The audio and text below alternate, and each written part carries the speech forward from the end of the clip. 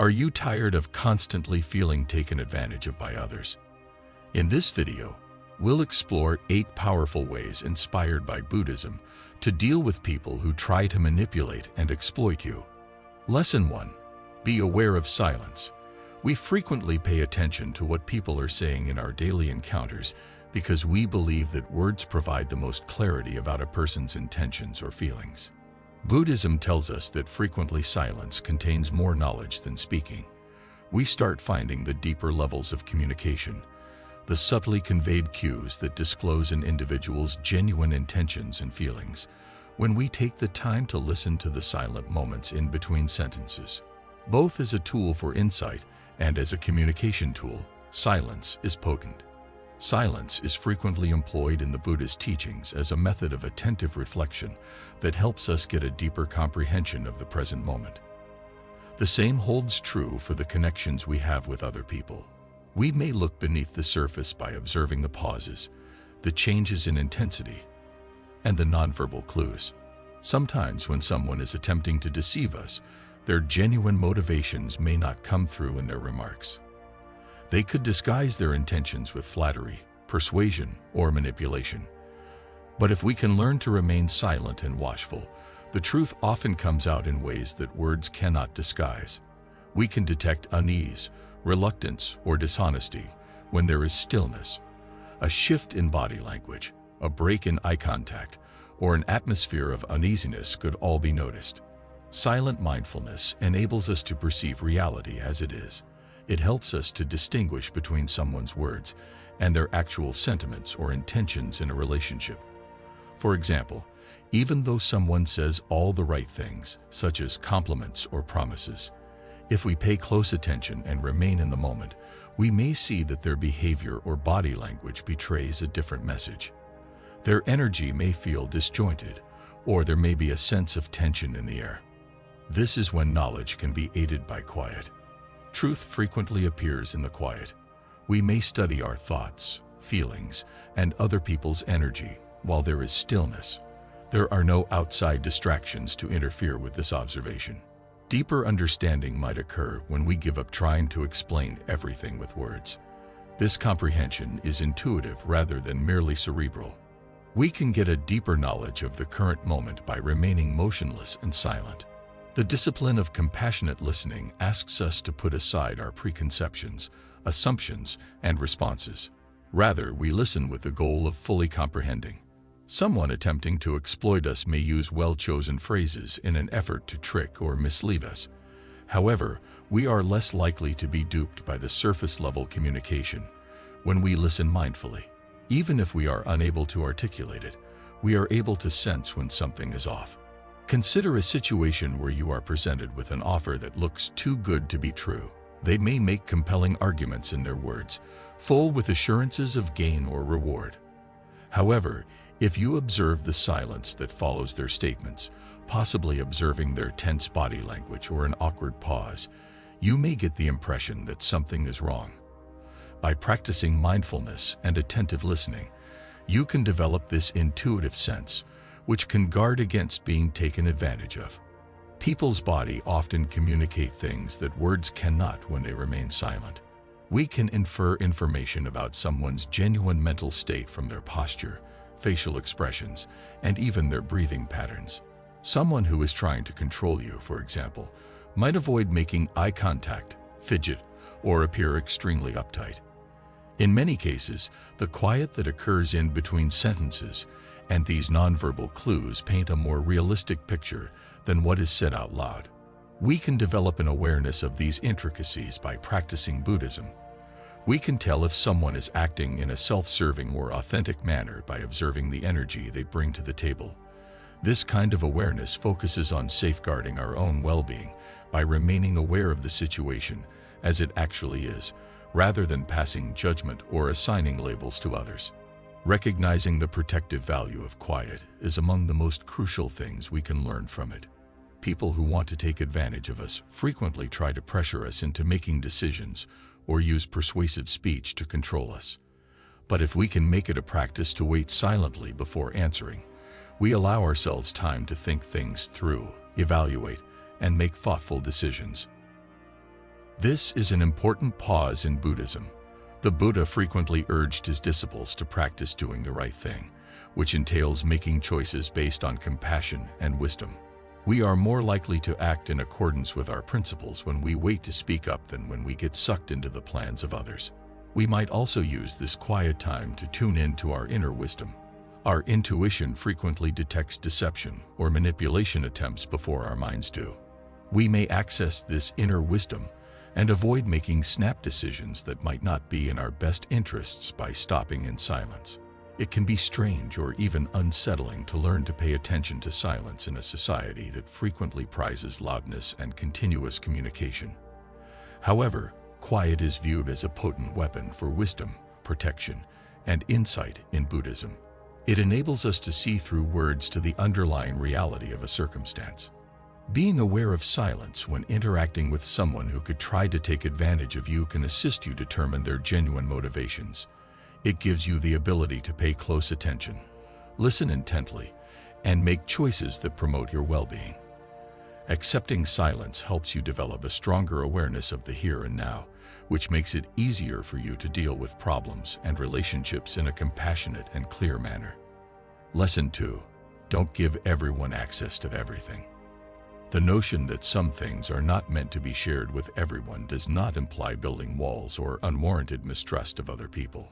Rather, it's about using judgment and realizing that not everyone will value the openness we extend to them. They might abuse the data to harm, take advantage of, or manipulate us. Keeping our personal well-being and peace of mind requires us to be careful about who we trust. Buddhism places a strong focus on the importance of quiet. Many people believe that insight can emerge in quiet. Refusing to divulge every aspect of our lives allows us the time to think things through, examine our words, and decide what is really important to communicate. Being silent enables us to carefully hold our thoughts and emotions and recognize that not everything has to be said out loud or shared with other people. Accepting this means we engage in the practice of discernment, a skill strongly related to wisdom. We run the risk of revealing our weaknesses to people who might not be looking out for us when we share too much. Individuals who want to take advantage of others frequently search for personal vulnerabilities that they can use to their advantage. Being cautious about what we disclose helps us defend against others who might want to take advantage of our openness. Humans have an innate desire to connect with others and to share our successes, struggles, and joys. It can be reassuring and cathartic to share.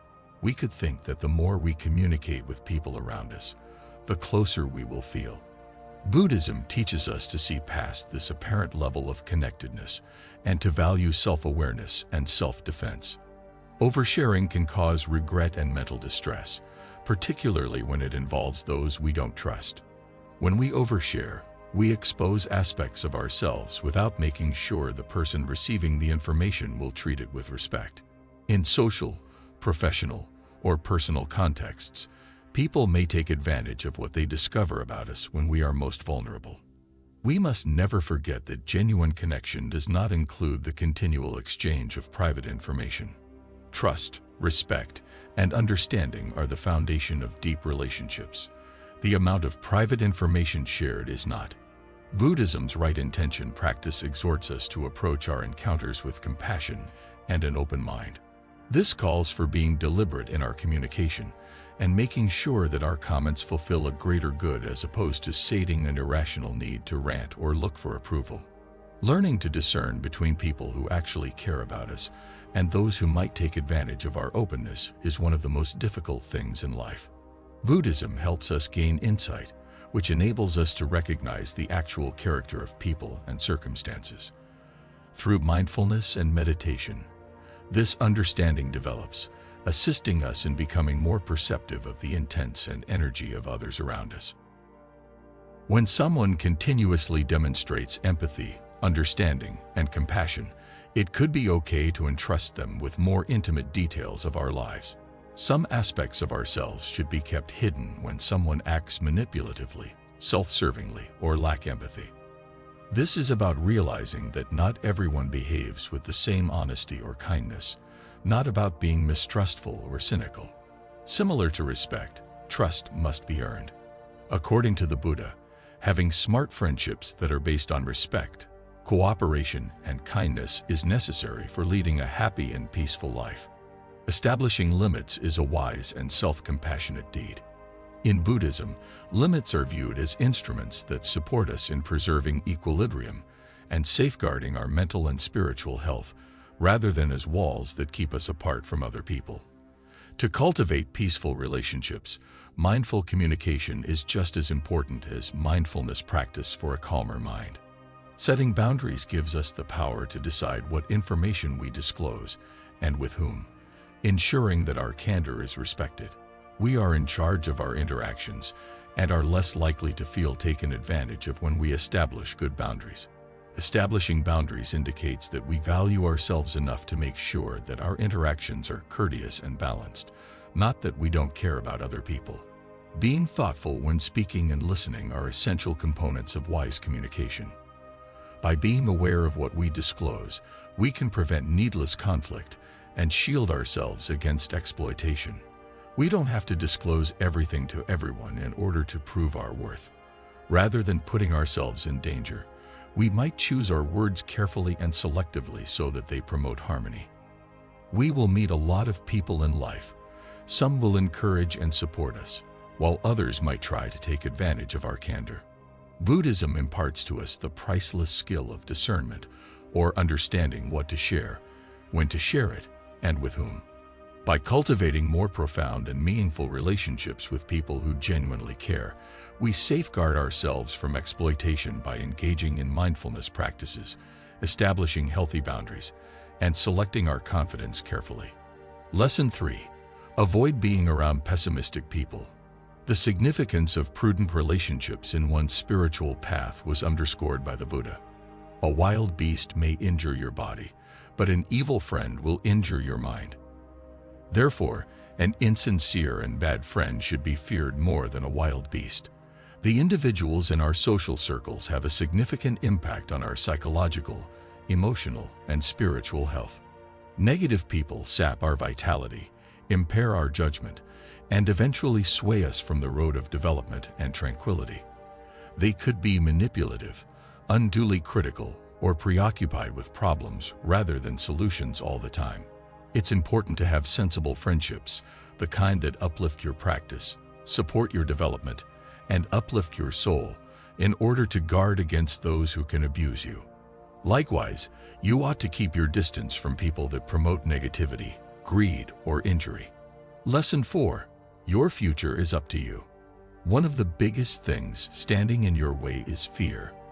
Fear of conflict, fear of being rejected, or fear of making the incorrect decision can keep us in unhealthy relationships or discourage us from achieving our objectives. Buddhism urges us to approach fear with awareness. We discover how to confront it with knowledge and compassion, as opposed to avoiding it or allowing it to rule us. Fear may surface in the face of someone attempting to exploit you out of a desire to appease people or stay out of trouble. But if you are aware of your fear, you will be able to see it for what it is, merely an idea or emotion. It doesn't have to dictate how you behave or define you. Lesson 5. Enhance your life with your thoughts. A cycle of being taken advantage of can be sustained by negative thoughts. Situations that confirm our perceptions about our weakness, unworthiness, or incapacity are drawn to us. Buddhism encourages us to stop this loop by being conscious of our thought patterns and actively substituting powerful, uplifting ideas for depressing ones. Make sure you start each day with a positive intention. When you meditate, be aware of your thoughts without passing judgment. When thoughts of weakness, compassion, and possibility creep in, gently replace them with thoughts of positivity. This exercise will gradually change the way you perceive yourself and are perceived by others. Lesson 6. Don't overextend yourself to win people over. The drive to satisfy everyone is one of the biggest pitfalls people fall into, especially when others try to take advantage of them. This drive for acceptance might cause us to overcome it, compromise our morals, and put our own needs last. Buddhism tells us that attachment, the connection to acceptance, validation, and approval, is frequently the source of the need to please other people. In Buddhism, the path to serenity is the practice of non-attachment. Being non-attached does not imply that we lose empathy or turn into apathy. Instead, it means we give up looking outside of ourselves for validation of our value. We cede our power when we are unduly preoccupied with the approval of others. We let the wishes, views, and judgments of other people control what we do. We lose contact with our true selves in the process. You have no influence over other people's emotions or their approval of the choices you make. However, you are in charge of how you react to your inner reality. No matter how hard people try to convince you otherwise, you can never take away the sense of peace you develop when you stay true to your own principles and forge your own route. Lesson 7. Develop self-honesty. A cornerstone of Buddhist ethics is honesty, but we have to be honest with ourselves first. People frequently attempt to exploit us because we are not truthful with ourselves regarding our limits, abilities, and desires. We give in to circumstances that sap our vitality. We say yes when we really mean no, and we ignore the inner voice that warns us something is off. Living in harmony with our actual selves is something that Buddhism emphasizes. This entails being forthright about our limitations. It entails knowing when to set limits and when to say no. A lot of us find it difficult to do this because we worry about upsetting other people or coming across as conceited. But being able to say no is a show of respect for oneself, not of selfishness. You safeguard your well-being when you respect your boundaries and pay attention to your inner guidance. You provide the prerequisites for a life based on harmony and truth. On the other hand, you lose your sense of self and open yourself up to manipulation when you let people cross your boundaries. Lesson 8. Set your own priorities. One of the most important lessons in Buddhism is the idea of proper effort. Making the right effort is devoting your time and energy to pursuits that promote well-being, serenity, and spiritual development. It challenges us to choose wisely where to focus our energies and to stay away from squandering them on things that deplete or cause pain. It's critical to put yourself and your path first while interacting with others who attempt to exploit you. Time and energy are valuable assets. You cannot get them back once you have used them up. Prioritizing your well-being is not selfish. Rather, it is a wise move. You may make sure that you have the ability to meaningfully care for both yourself and other people by safeguarding your energy. Individuals that wish to take advantage of you could try to use your time, emotions, or resources in order to forward their own agenda. They might count on you to be there for them at all times, to handle their issues, or to put their demands ahead of your own. Buddhism teaches us to identify these tendencies and respond to them skillfully by defining limits, preserving energy, and concentrating on what is really important. Although dealing with those who want to take advantage of you is not a simple undertaking, Buddhism provides invaluable skills to help you overcome these obstacles with courage, knowledge, and compassion. You build a foundation of self-respect and empowerment by listening to silence, choosing carefully what you communicate, surrounding yourself with positive people, and being honest with yourself. Keep in mind that creating the conditions for true peace and happiness is the way to freedom in Buddhism, not merely avoiding suffering. You may safeguard your heart, conserve your energy, and make room for your own spiritual development by adhering to these 8 lessons. By doing this, you not only distance yourself from the influence of people who would try to harm you, but you also provide a strong example for others.